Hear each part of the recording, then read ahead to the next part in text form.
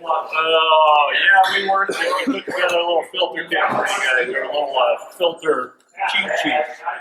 So, I'm Steve. I'm with the Burlington store. I got 20 years as a John Deere mechanic before I jumped ship and Fulton's.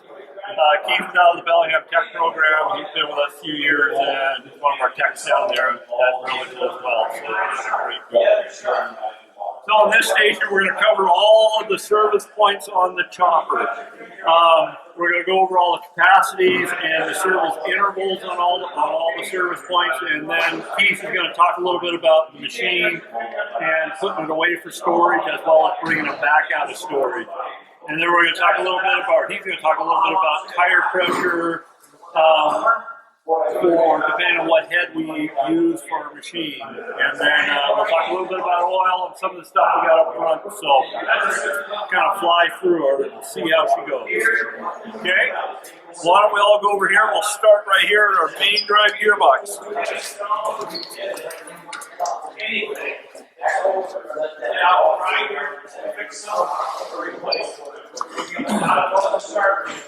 So our main drive gearbox is sitting right here.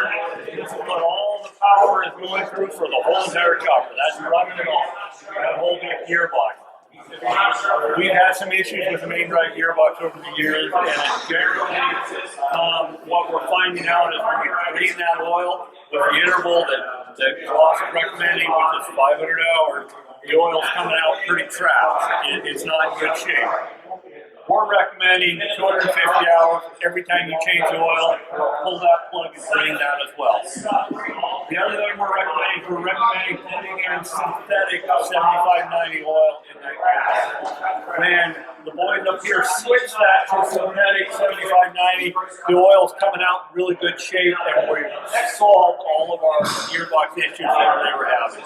So synthetic's a little more expensive, but it's well worth it for that gearbox. What's the advantage of running a little synthetic oil in there? Heat. It runs a lot cooler. Exactly. The amount of heat that gearbox, and the amount of load that gearbox is putting on, the amount of heat is really important that we're not breaking down our oil. And synthetic can handle all that. Whereas typical 85-40 or 80-90 oil, like a GL5 or something, is breaking down. So we definitely want to run synthetic. I came from a spud farm lots of years ago, and we had 16-foot Northwest tillers. And in one season, I would have to rebuild the outer gearboxes twice in one season in order to make it the whole season. We switch to synthetic oil in those gearboxes. I can literally go 2 full seasons without having to tear those gearboxes apart. That's the kind of difference it makes because of the heat that it doesn't generate. Okay, so good stuff to run. We got one other gearbox that we run synthetic oil in, and we'll get to that when we get to the other side. So our outer hub number 2 on our sheet is our 4-wheel drive axle. This is on a 494 machine. The inner axle holds 12.5 liters on a 494 and 10.5 liters on a 492, 80-90 oil, and we want to go 500 hours every year. Once a year, drain it out. Okay? Outer hub, same way, 80-90 in that. And we want to drain it out once a year. We drain it by rolling the plug to the bottom, draining it, and then bringing the plug up to a horizontal position and then filling it up to that level. So, just like the tractor. Depending on what chopper you have, depending on the serial number, the central loop generally will lube all of your pivot points back here. This chopper, I pulled it apart the other day and went, it doesn't. So this one actually has grease fittings. So if your chopper has grease fittings, we need to make sure they're getting greased. Okay? So you're going to have one on each one of the pivots on the trunnion caps. You're also going to have it on the rods and the pivot for the whole rear axle. Okay, so make sure you take a look and realize if you don't see any hoses back here, then your axle's not getting greased unless you grease it yourself. Okay.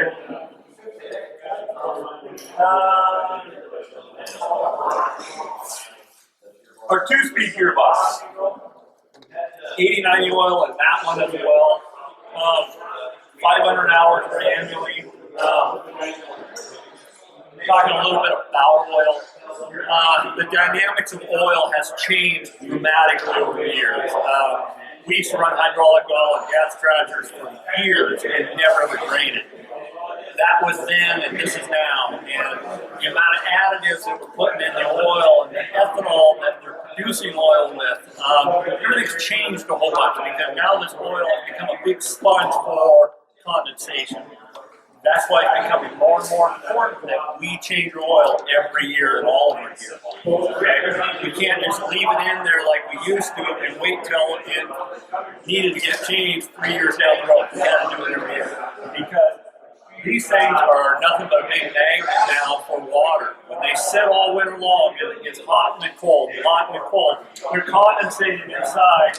And we need to get that water out of there. Okay, so that's why it's become really important that we change our oil. The oil's changed a whole bunch.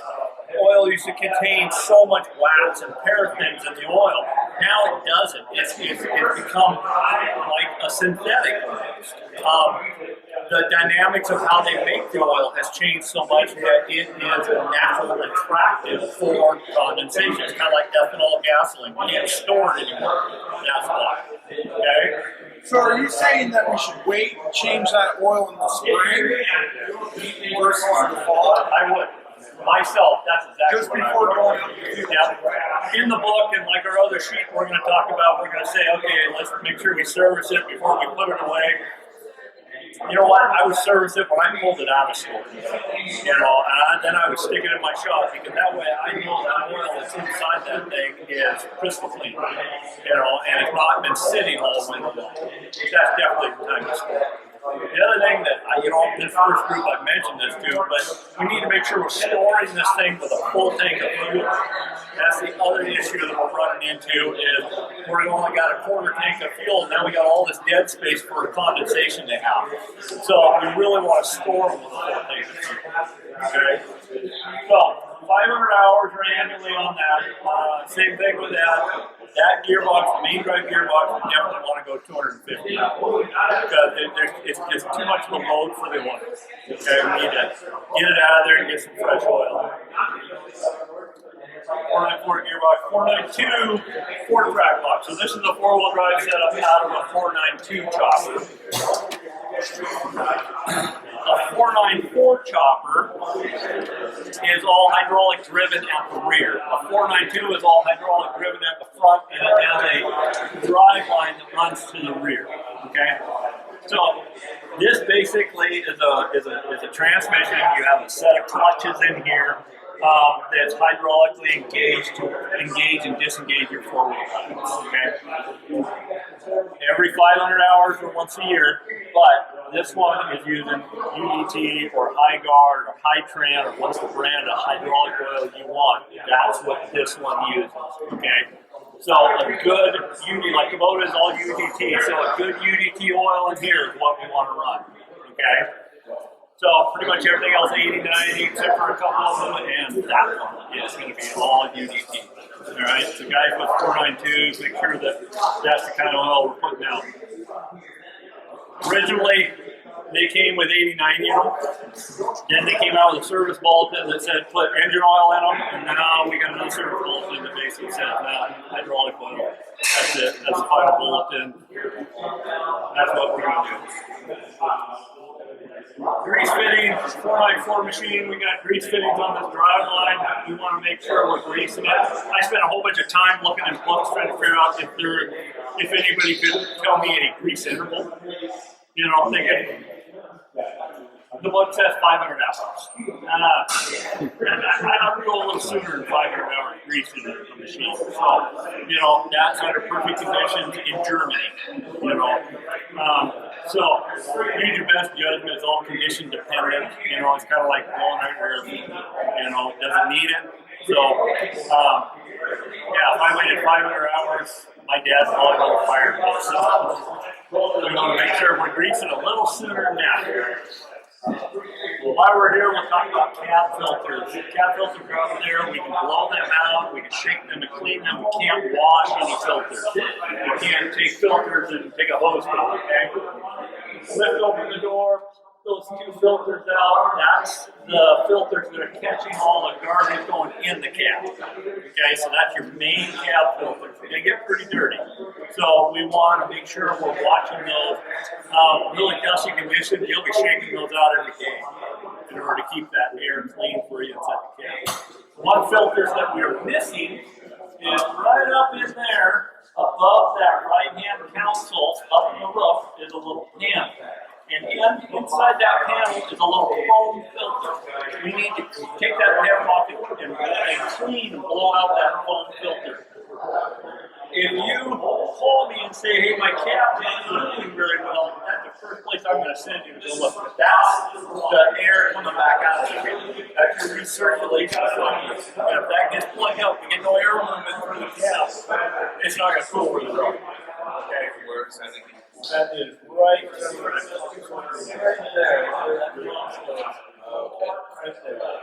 Okay, and it's just a little piece of foam, but that catches these big parts. That thing will get a little moisture on it, and it'll just get glazed over with dirt. So we want to make sure we're cleaning that. Okay, questions so far? Great. So, next one is our bottom roller feed box on a 494 machine, and we have a 6-speed box on a 492 machine. 494 machine is all one oil. Okay, 492 machine is not all one oil. We'll talk about that in a minute. The biggest thing I want to point out on these guys, in the same way with 492 machine, is the feed rolls need to be all the way up to check their oil. We need this all the way raised, and we check it by looking at the sight lines. Okay. Again, we want to change that oil 500 hours or once a year, and it's 80-90 in this box. Okay. Moving right around. Oh, final drive. We got to talk about that one. Our front axle final drives, it's 80-90 in that, 500 hours or once a year in that as well. Drains right on the bottom. Fill level plug is right on the back side right here. Okay. If we ever have any issues with seals, it's usually caused because our breathers are plugged. Okay. If our breather's plugged, it builds too much pressure and we pop the seal out of that. So make sure every year you check and make sure that the breather can spin and is nice and safe. Okay. So capacity on that one is 492 is 6.8 liters, 494 is 10.7. So, bottom roller. Again, we have a drive line in here. I definitely can't tell you that's a super easy one to get to, but it's not. It's a son of a gun. But do your best, get in there and get that drive line greased. The easiest way to do it is take the hose loose on the shroud, slide it together so you can get to each one of the knuckles and then get in there and grease it. Look again, calls 500 hours on that. You know, you're going to want to do it more often than that. So, when you have no head on it, that's definitely the time to do it because you can come right through the front to get it. So, alright, our 6-speed box on our 492 machine, I was telling you that this is all one common oil. This one here is not. We have a spur box up on top. This has its own check plug, and the 6-speed box has its own level plug right here. Okay? So, 500 hours again on that, 80-90 both of these. This box up here, we hold the oils. It's not a big one. The 6-speed box, though, 6-speed.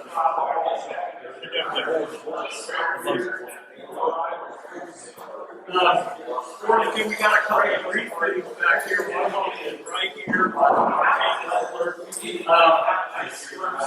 got to be a little careful when you grease stick because you can pop those grease fittings right out of that crazy piece of plastic.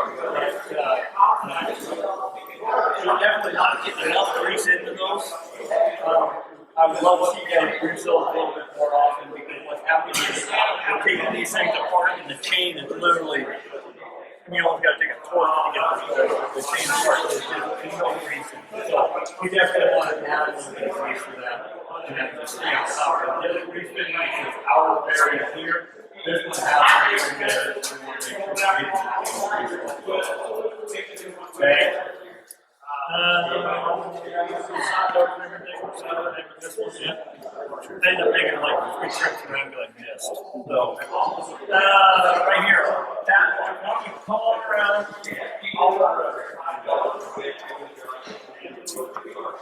We'll talk about a couple more items on the feed rolls. We'll flip the page over, and our top roller gearbox, which is right there, on that guy, on a 4x2 machine, they call it a bat box, but it says bat. Biggest thing I need to point out on that is this shaft and this shaft coming out that box needs to be horizontal when we check that oil in that sight place. Same thing on a bat box. We need to lower it down and get those horizontal in order to check that oil. Okay? 500 hours annually and 80, 90 in each one of those. Okay? 492 machine has a chain case on the side of this one as well. And as we come around, we can kind of see it right here.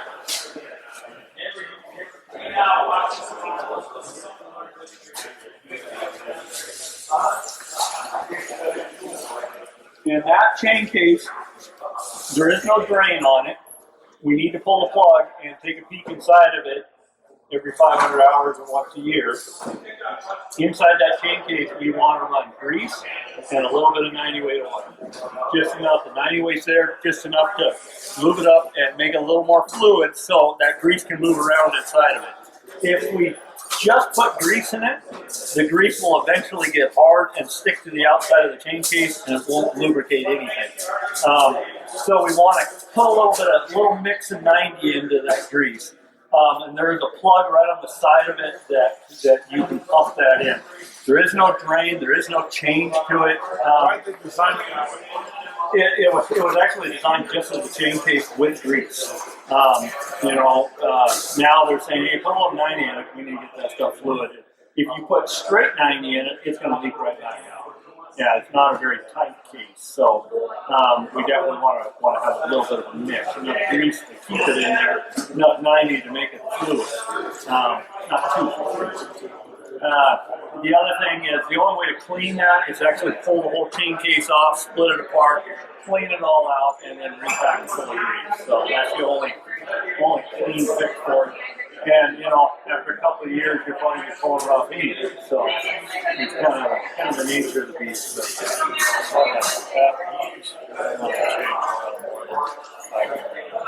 More than once a year.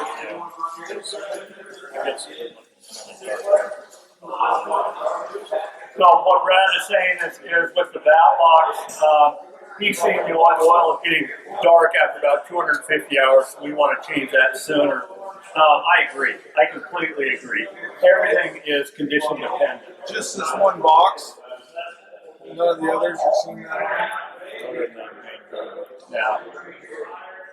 Yeah, definitely. And the bat box has definitely been an area that we definitely see some really good. Yeah. Great.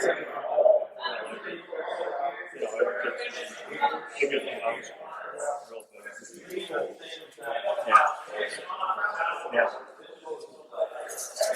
So next on our list is our central lube, which is right inside this compartment here. We look right behind you guys, and you can see it right up in there.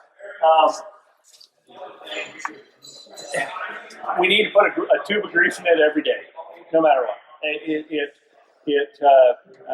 If you're running 16 or 18-hour days, you're going through more than a tube a day. Okay. If you're running 8 hours, you're going to be ahead of your tube a day. So, rule of thumb: every morning, stuff a tube in. It's easy to do. I was talking to one guy, and he was saying, if you warm the tubes up on the heater of your truck a little bit, it makes it a lot easier to shove them in. So definitely, if we just kind of stay on top of it and put a tube in every day, we won't have too many issues. Really don't have a lot of problems with the greasers themselves. The central lube works really well. Really don't have too many issues with them. What we have issues with is the lines. Lines will blow a hole in them. The lines will come unplugged out of the little fittings. So when you're into the season, beginning of the season, during the season, you want to always be looking at those lines and making sure you don't spot one with a big wad of grease on it that shouldn't be there. Then you know you got a hole in it, and wherever that line goes, that bearing isn't getting any grease. So you want to keep a real close eye on all those lines. But other than that, we really don't have too many issues with the liquids. They work really good. Engine air cleaners up here, they're double air cleaners. Engine air cleaners, they need to be changed, and both the inner and the outer air cleaner need to be new every year. And I will go to the ends of the earth griping about that one. They got to be new every year. The sides of the filter, and where we live in the Pacific Northwest, or pretty much anywhere anymore, the filter is made out of paper, and paper is fibrous, and as that fiber gets wet from condensation and then dries out and then it gets wet, those fibers shrink. And we're not able to get enough airflow through that to feed that great big V8 engine anymore. Okay? Proven fact of this, we had a John Deere 8770 on our place, and it literally, I fought trying to keep the filter light from not coming on all the time. I finally put another filter in it, took the filter apart, cut it all apart, and found out that all the fibers were so shrunk I couldn't get the airflow through. The filter looked brand spanking new. But because of that moisture of sitting all winter long, I couldn't get the airflow through it, and it would trigger the filter. So start out your season with a brand new filter. Inner filter, we cannot clean. We don't blow them out. We don't do anything with them. Don't even remove them, because we don't want to run the risk of getting any dirt into the system. So inner filters, if it starts getting dirty, buy a new inner filter. Okay, there's no other way around it. Outer filters we can clean. Up the parts department, they got air combs over there. They work great. They're fantastic. Best invention they've had in a long time. So definitely grab one of those air combs. Buy one of those air combs and use it for cleaning out your filter. They're really super. We blow them from the inside out. What we don't want to do is beat a filter against a tire. Okay? If you look behind you, I got a couple of cut apart filters. The glue that holds all that together is pretty fragile. And so we definitely don't want, we start beating filters against tires to try to clean them, we're going to fracture that glue, and next thing you know, we're going to have a leak. Okay, so really important. My dad used to just come on the inside on us for beating filters against tires. Don't you ever do that, I'll send you home. Mother will do it. So let's not do that, okay? Grab an air blower, blow them out. Super easy. Transmissions. Our transmissions right here, again, that's every 500 hours or annually. 494 machine, actually 492, they're all, the fill is up on top, and the check is right there. I got an arrow pointed out this one down here. If your kernel processor is in, you can't get to the fill. You can't even see the fill because you got a big plate in the processor. If you did have a problem and you needed to add more oil during the season, you're going to be pulling your processor out, pulling the floor plate out to get to the filter. Okay? So hopefully we don't have any issues during the season. We generally don't. I mean, really don't have too many issues up there. Or if you can go somewhere Into the level plug. Yeah. Yeah. Yeah, because fill plug is, you can't get to it at all. So, yeah, you can definitely go through the level plug on the side. All right. Any questions so far? Pretty good. Good. Fuel filters. Big rate core on the 494, 492, and our primary filter up there in the engine. Every other oil change over 500 hours. Okay. I hope someday that changes, but we'll see how the fuel system is. Like what we are seeing with Forest and how small a micron is, it's going to become really important that we stay up on changing our fuel filters. They're going to become really a vital thing. We don't pre-fill the filters, pull the filter out, stick a new one in, pull that one out, stick a new one in, and then clean our sediment bowl right back here, every 500 hours or annually, and then start pumping on this to bleed the system out. And you're going to pump, and you're going to pump, and you're going to pump, and when your arm's good and tired, you're going to pump some more. It takes a while to bleed these things out. It's not a real speedy process, okay? If it was super quiet in here, there is a check valve up in that filter, and when it's completely full, you can hear that check valve popping off and sending that fuel back to return. And so that's one clue that you've actually got fuel that far. Claas says you should be able to feel a little resistance right here when you're completely full. You can, but boy, it's pretty small. It's not a lot, you know. So I would definitely just go till you get that thing popping off. You get a little bit of resistance, and then you'll be good to go. Okay. Fan drive gearbox. This is the other gearbox we want to run synthetic in. We've had lots of issues. I've actually rebuilt 3 of these things over the past little bit, and they're under a ton of load. We got a great big fan they're running with a ton of air running past it, and they're going 100 miles an hour. So we're ended up running up some issues. We went and switched everybody over to synthetic, or wanted everybody to switch over to synthetic. That solved all of our fan drive problems. We don't have any more seal problems. We don't have bearing problems. That just kind of fixed that little deal for us. So run synthetic every 500 hours or once a year. The Claas 7590 synthetics is probably the best stuff to put in there. So definitely. Our fan belt adjustment, it needs to be sitting right about where this one is sat right now. This is an older serial number. You get in the newer ones and they're sitting more upright. Same deal, loosen up the jam nut and tighten it up until you have just a little bit of a gap between this washer and the end of this pipe. You don't want a lot, okay? You want about what it is right now. The other grease fitting that we're not greasing enough is this one right here. We're running into some machines that we're wearing the bushings out, because if you guys ever seen one of these things run, they're sitting there doing that the whole entire time, all day long. They're sitting there wiggling. And so we want to make sure we're packing that thing full of grease on a pretty regular basis. So I would say every other day or at least once a week, you need to give that thing a shot of grease, okay? Fuel filter here, engine oil filter there. Again, the fuel filter, you don't pre-fill it. You just pull it out, stick a new one in, and then start pumping away. Both of these have plastic caps on them, and we have to be really careful with the plastic cap. They are 25 Newton meters, which is 18 foot-pounds. So it's next to nothing. It's about that, and that's it. You're not trying to compress a seal to seal it.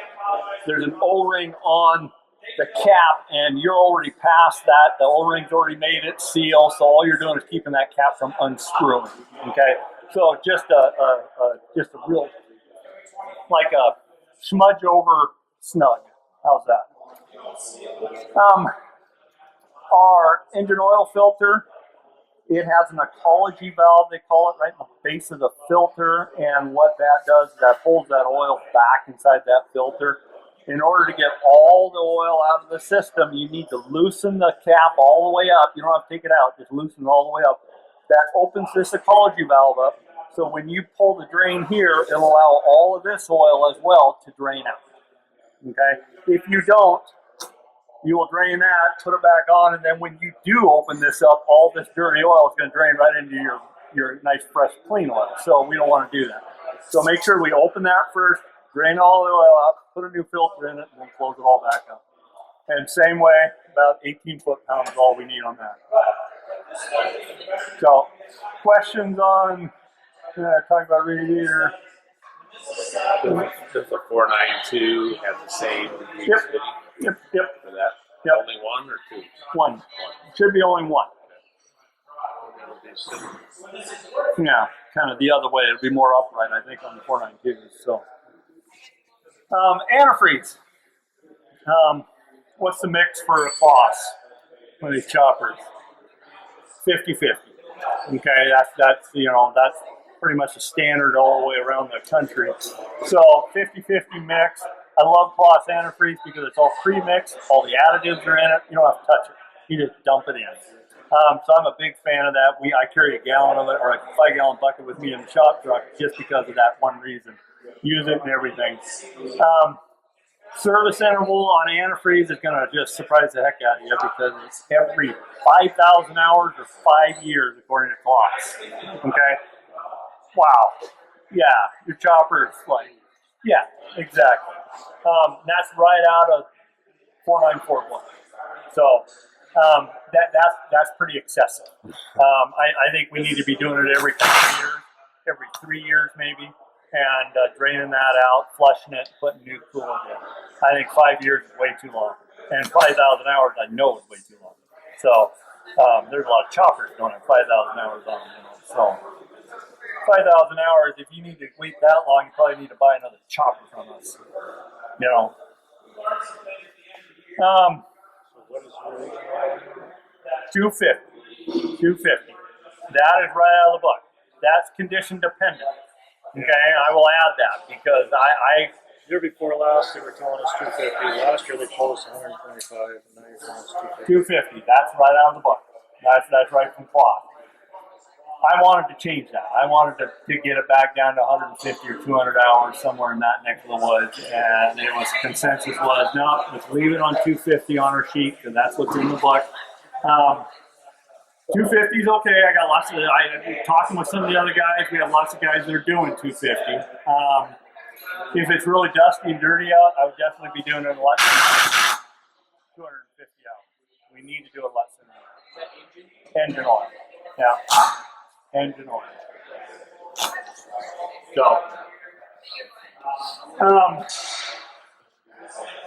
moving around the back.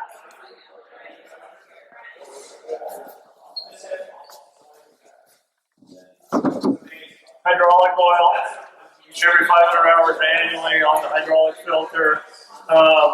Hydraulic oil, these things don't hold a lot of hydraulic oil, so I would do this pretty regularly as well. The book is 1,000 hours or annually. You know, so I wouldn't have any issue changing this once a year. It only holds a little less than a 5-gallon bucket of oil, so it's not a huge expense. Compared to the expense of the rest of the machine. So, you know, drains for these are all right down in there. They got little banks of drains. It's super easy to get to. I'd be more wanting you to make sure that we're getting this change, getting our hydraulic filter. Okay. Engine oil fill is up here on this V8. New machines, they give you a nice fill tube and they really clean that up. That's a real slow process dumping engine oil on these things. Yeah, if you're not careful, you'll have it running all over the place. It is what it is. The double 6 engines, where there's a twin engine machine, yeah, dump oil in the front end. Yeah, that's a whole bunch of fun too, because you got to lay over the first one to get to the other one. So, new machines like that 497 machine over there made it so much better. You got a nice big fill back here.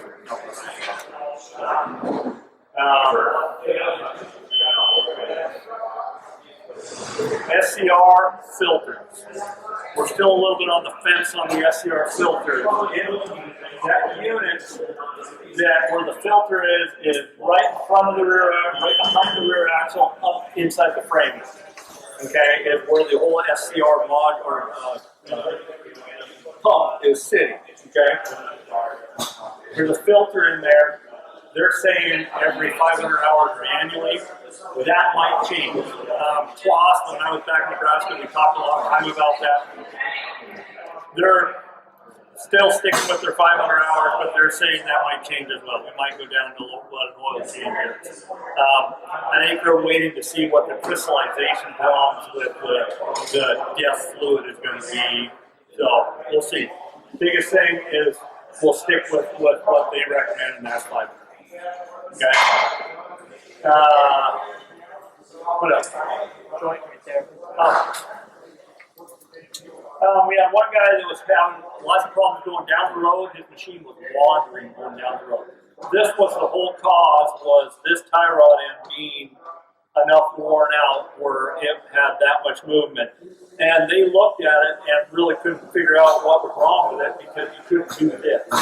You know, when we're checking out our machines, make sure that part of your deal is to get somebody up in the cab and move that steering wheel back and forth and look at all the ends down in here and make sure we're not getting worn out. So that should be really, every year we need to take a look at that. We got to make sure we're safe going down the road. Okay? So, anything else? Any questions? Any points that I missed? Spout greasing. Spout greasing, we got 1, 2, 3, 4 fittings up there on the top that you can get to right there from going in the cab door. 2 of them are for the pivot of the spout, and the other 2 are on the cylinder of the spout for the raise and low. Okay, so we want to make sure we get to go. All the fittings up underneath are generally greased by the central loop, so we don't have to worry about that. But we do have a few out there around the spout up on top. For the pivot, this one, yeah. 494, I think that's part of the central loop. Matter of fact, I know it is because I see the fittings like this one going in the line down that greases that pivot. So 492, you'll see those for greasing the pivot this way. Okay.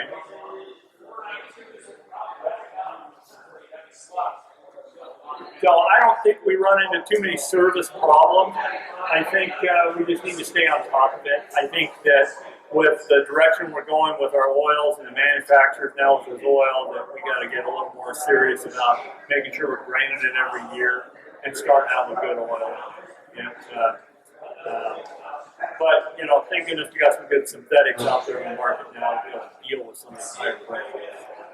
So I think Keith's going to go over some of the other stuff, and we'll keep moving. So if you guys want to find a seat.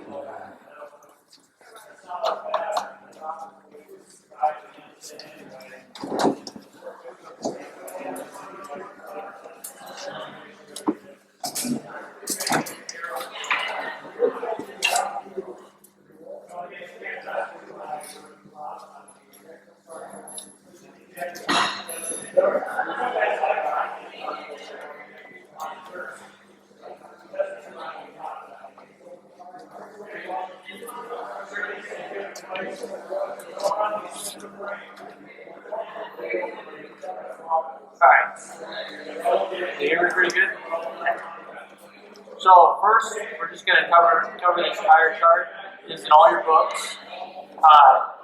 We really want to make sure that we're changing our tire pressure for our heads. At the end of the year, you remove your core head and then you'll put on your grass head when you go to cut, and the tire pressure difference is significant. The weight difference is a lot, and then on these pickup heads, the tire pressure has a setting, and we want to make sure that that's set correctly.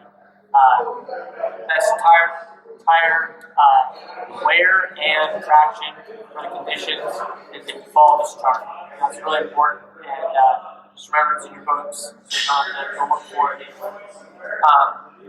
First, we're going to cover the winterizing machine inside of this sheet. We're just going to go down the list. We want to go around the machine to all the bearing assemblies and wipe the grease and dirt off around them.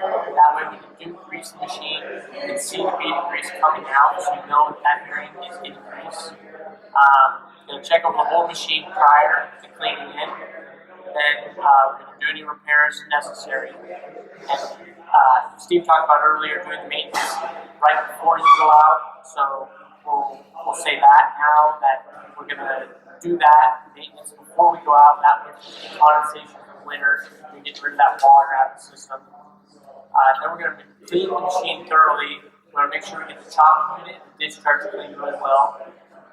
And then after harvest, we're going to manual out the lubrication system and lube all those other points that we talked about around the machine.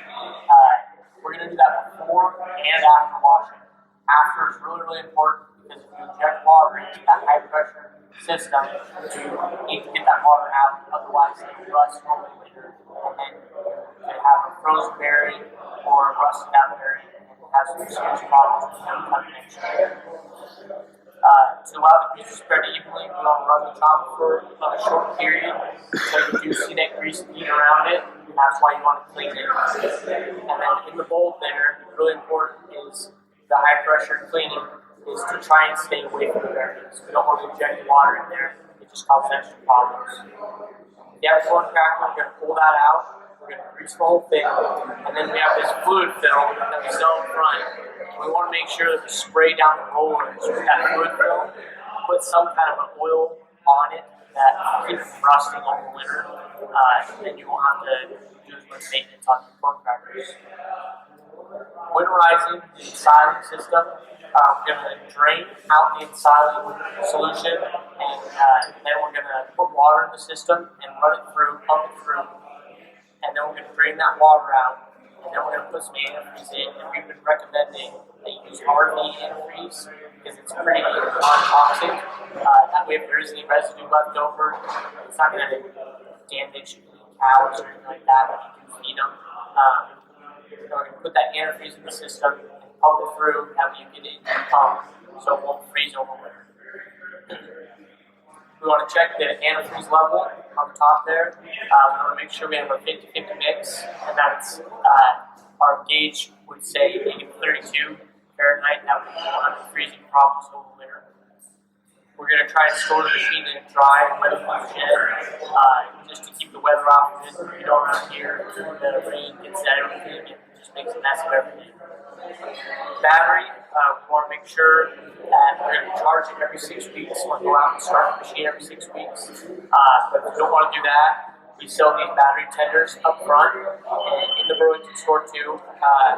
And that goes hooked up and it'll maintain your batteries all winter. It won't overcharge, it'll just maintain. So if there's a draw on, it'll bring it back up and then let it sit.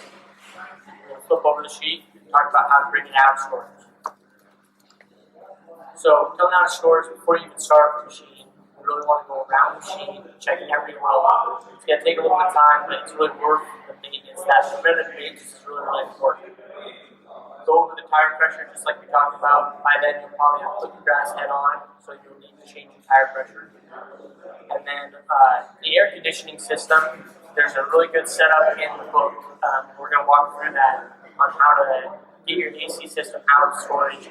If you store for more than 30 days, you want to run this process. And it only takes about 10 minutes probably to do the whole thing. So you're going to start the engine and let it idle. Then you want to open all your air vents in the cab, open the doors up, turn the AC on, and the thermostat down all the way to the coolest temperature. Then you want to turn the fan all the way on and just let it idle for about 5 minutes. That'll get oil in the AC system flowing around and in the pump. That way, when you do go put it under load in that hot heat, you're not going to damage your pump. There's that oil in there to protect it and lubricate the system. And over that 30-day period, the oil settles down, and then if you don't properly bring it out of storage, it can damage your pump if it's not lubricated. You're going to check all your functions when you come out of storage before you get down the field. That way, if there's any fixes, you can do it at the farm or call us up. And then we're going to run that lube cycle one more time. We just want to make sure if there's anything in there, any dirt or water got in the system, that you get that purged out. Reloading the end stops, you guys learned about that in CBIS, and we just want to make sure we do that before you bring it out, before you get out in the field, so you don't have any issues when you go to the button. You want to know for a fact that when you push the button, it's not going to do something other than what you want it to do. And then we're going to flush the antifreeze out of the ensiling system, and drain it out, put some water in it, and pump the water through, and then drain the water out, and then you can put it in your solution. We talked about the parts department. We have these great, he can put together filter kits for you and cut you a pretty good deal if you get everything at one time instead of buying everything separate. These are just some price examples of filters. And we got a pretty good program going there. These two filters, the top one is an aftermarket filter that we took apart, and it's got 1,472 square inches. The Claas OEM filter has 1,748 square inches. That's about a 16% surface area difference, and that's a lot of filtering capability that you would be missing out on if you had the aftermarket filter in there. Claas has you run the engine oil that they have and the filters that they have because they want you to get the best life out of the engine that you possibly can, and we know that that's the best way to do that. We have our oil guns up here with prices on them, the fluid film, the tender, and all our oils with prices on them. And yeah, that's all we got. Steve's gonna cover.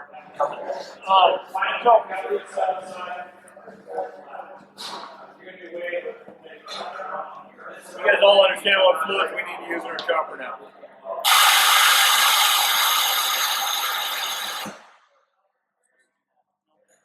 So the fluids we use in our chopper, definitely this engine oil is really big. I mean, we saw it firsthand. I see choppers coming in now that are using that aren't a mess anymore. Definitely solved a lot of those issues. The capacities are all right there in front of you now. I think that'll help when you guys are trying to put together how much oil do I need to buy. It's all right there in front of you. We definitely went over the intervals. The one thing I want to make sure I point out to you guys, the intervals are all condition dependent. Okay? If you're in really dusty conditions, everything's going to change. Okay? We need to change the oil more often. We need to change out our filters more often, our gearbox oils more often. You're in really perfect conditions, then the intervals are going to work just fine. So keep that in mind. That all of it's kind of subject to change. It's like Keith went over putting away the machine for storage.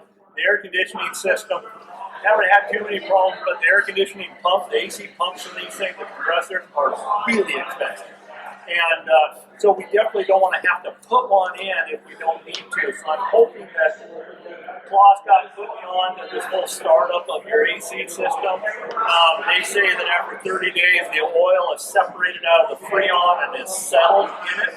And by starting it this way, we're able to cycle that oil through under no load and get everything moved back up again. So I'm hoping maybe that might solve some of the compressor issues. We'll see. And then our tire pressure chart, Keith went over that pretty decent. That's right in your book, and definitely take a look at that in your book. Make sure that whatever head you have on, we're able to cover that well. So, love the air blowers. I would definitely buy one, especially for blowing out the air filters. Little blue ones are great for that. These are really good for blowing out the cooling packs. You can just stand on the ground and hose them things out. So definitely go get them.